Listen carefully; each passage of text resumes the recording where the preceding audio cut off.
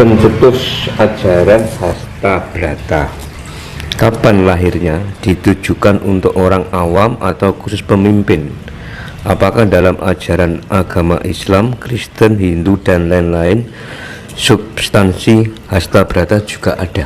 Hasta itulah ya pernah saya jelaskan dulu. Hasta adalah 8, Brata adalah laku, ya kan? Dari 8 pergerakan aktivitas dari 8 elemen semesta, ya kan? Di dunia, di bumi ini ada kehidupan kan karena ada 8 elemen semesta, yaitu Surya, Condro, Angkasa, Surya, Condro, Kartika, ya kan? Maruta, Samudra, Dahono, karo tanah kan ya toh. Jadi bahasa Indonesianya Surya, angkasa, Surya, Chandra, bintang. Chandra itu bulan, bintang, ya kan, air, api, angin, tanah. Nah, bumi ini ada kehidupan kan karena ada itu tuh mas. Nggak kayak, makanya di planet lain kan nggak ada, di sana nggak ada air, nggak kayak di bumi ini. Makanya terciptalah kehidupan karena ada Hasta Brata. Itu Hasta 8 Brata adalah pergerakan aktivitas. Karena ada pergerakan dari 8 elemen semesta itu, maka terciptalah kehidupan. Dan itu bisa diterapkan di dalam diri kita karena kita bagian dari mikro dari bumi ini, ya kan? Kita sama bumi itu sama, cuman kita wujudnya beda dan kita lebih kecil kan gitu. Ya kinerjanya unsur-unsurnya sama. Nah kita tanpa angkasa mau di bumi ini mau bertempat di mana, ya kan? Bumi tidak ada kehidupan jika tidak ada air, sama seperti kita. Bumi tidak akan bisa ada kehidupan jika nggak ada udara, ya sama seperti kita. Gitu mas. Nah itu penggambaran Hasta Brata itu adalah terciptanya kehidupan karena terjadi pergerakan 8 elemen semesta yang saling melengkapi. Ada pergerakan aktivitas. Hasta Brata artinya itu mas, secara hakiki ya. 8 Hasta, Hasta 8, Brata itu laku. Artinya 8 pergerakan atau aktivitas dari 8 elemen semesta. Jadi sifatnya universal untuk bumi ini. Kan bumi ini ada kehidupan karena ada 8 itu. Coba kalau misalkan salah satu bulan dihilangi, bumi ini sudah kehilangan keseimbangan. Gitu, makanya kalau kita sembah bulan itu manembah karo bulan ya ojo dianggap musyrik kan. Tanpa bulan ya kita nggak akan terjadi tercipta kehidupan di bumi, akan kehilangan keseimbangan bumi. Makanya kan kita di saat siang hari Sugeng Paulo Dumateng Bathara Surya, pada bulan Sugeng Paulo Dumateng Bathara Indra, Condro, Bathara Kartika, bintang-bintang itu tadi, angkasa.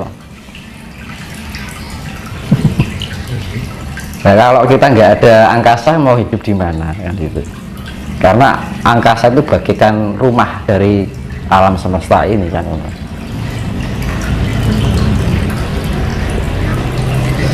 Bolehkah kita dibantu orang lain untuk membuka mata ketiga mas? Karena ada yang mengatakan tidak boleh dipaksa, karena kalau dipaksa akan berakibat fatal. Bagaimana pandangan mas? Ya harus jangan instan itu. Jadi membukanya itu dalam arti kata gini, membantu istilahnya membuka celah gitu mas, biar mudah. Bukan berarti kita dibuka langsung blak gitu, tetap melalui proses tapi diberikan kemudahan gitu loh mas, artinya tetap melalui proses, cuman ibaratnya gini mas, kita membuka pintu itu dibukakan gemboknya, nanti membukanya ya di kita sendiri, sama aja melalui proses, dan membukanya juga tidak gampang.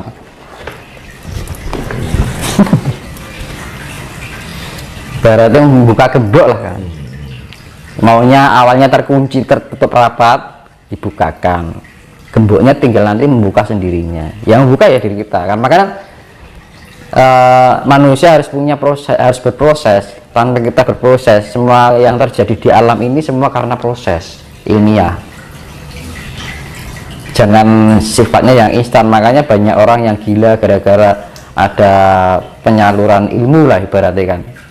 Karena apa? Antara fisik dan non fisik itu tidak ada keselarasan, fisiknya tidak tahan. Akhirnya apa? Saraf yang tidak bisa menahan, akhirnya apa? Ada saraf yang mengalami ketegangan. Akhirnya ada bagian saraf yang putus lah ibaratnya, gak kuat menerima. Karena di dalam tubuh ini terdiri berbagai sel kan. Nah, saraf-saraf yang kita miliki untuk menerima energi yang tidak semestinya wadah ini belum bisa menampung ya nggak kuat. Akhirnya gila-gila apa? Karena ada suatu bagian saraf yang putus. Konsep Mas. Bagi kita orang awam Mas, apakah ada treatment khusus agar mata ketiga ini bisa terbuka? Itu pengambilan kita penyaluran energi. Jadi kita disalurkan energi, misalkan kita sudah laku banyak ini, kita ciprati energi kita, membuka kuncinya seperti itu. Nanti akan bekerja dengan sendirinya. Jadi kita sodakoh lah, istilah kita berbagi energi. Nah itu untuk nanti mempermudah orang itu dalam membangkitkan spiritnya. Mempermudah loh, bukan berarti kita membuka loh. Kalau kita tiba-tiba membuka ya efek nanti fisiknya nggak kuat. Kan berkait karena ya Pak. Kenapa harus kita melalui proses biar kita bisa tahu perkembangan diri kita dari mental kita, ya kan, dari pola pikir kita, pola rasa kita. Kalau makanya kan untuk pencapaian tingkat spiritual atau energi yang masuk di dalam diri kita secara itu harus ada keselarasan antara fisik dan non fisik. Karena apa? Ketika fisik dan non fisik ini tidak selaras, efeknya kayak pusing, emosionalnya tidak terkendali. Makanya ketika orang yang dititisi ibaratnya ini, misalkan ada zaman dari leluhur, ketika ada pusing-pusing, emosional tidak terkendali, ya kita butuh penyelarasan. Penyelarasannya apa? Kita dengan keheningan, renungan, meditasi, pengolahan diri kita, sering-sering menganalisa apa yang kita pikirkan. Nah, itu melalui proses itu masih diterpa dalam kehidupan secara kehidupan nyata, kayak kehidupan cinta, kehidupan keluarga, kehidupan pokoknya yang berkaitan dengan lingkup kehidupan kita. Itu diterpa nanti, diuji keikhlasannya, diuji kesabarannya. Kita harus bisa menahan itu, kan gitu. Makanya alam ini vibrasinya sekarang kan lagi kenceng-kencengnya ini. Ya alam ini jangan dilawan, tapi kita diselaraskan. Misalkan gini, ketika alam ini ada goncangan ini kan, kita jangan seakan-akan menjadi pahlawan kesiangan gitu loh. Wah, ingin menghentikan alam. Nah, kita yang nggak kuat nanti. Misalkan kita ke pantai ini, seolah-olah kita ingin menghentikan biar nggak ada tsunami ya ini. Jangan. Kalau nggak kuat dia yang kena. Tapi yang kita perlu lakukan adalah kita penyelarasan. Oh, alam ini vibrasinya sedang begini, saya harus begini. Karena apa? Alam itu juga bagian dari kita bagian dari terkecil dari alam. Harus ada keselarasan. Ketika vibrasi alam semesta ini ya kita harus mengikuti aja. Kalau akan terjadi bencana ya biarkan, biar alam yang bekerja. Karena apa? Alam begini juga ulah manusia kok. Kan gitu kan. Ya karena alam juga ingin berproses. Manusia jangan egois, ingin menangnya sendiri, pengennya selamat terus kepenak terus kan gitu. Alam ini juga ingin memperbaiki diri, ingin berproses pada kemurnian lah gitu. Nah, karena keinginannya manusia itu ingin baik-baik saja kan, tapi dia tidak menyadari bahwa perilakunya merugikan alam. Ketika alam sedang bencana, alam yang disalahkan, ingin dihentikan, kan gitu. Ya, biar alam bekerja, berproses.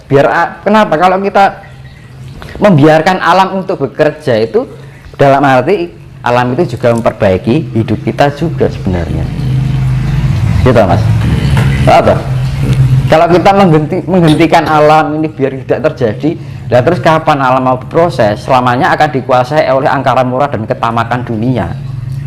Individualisme akan semakin menjadi, imperialisme akan menjadi, hedonisme akan semakin menjadi, kapitalisme akan semakin menjadi, akhirnya bumi hancur.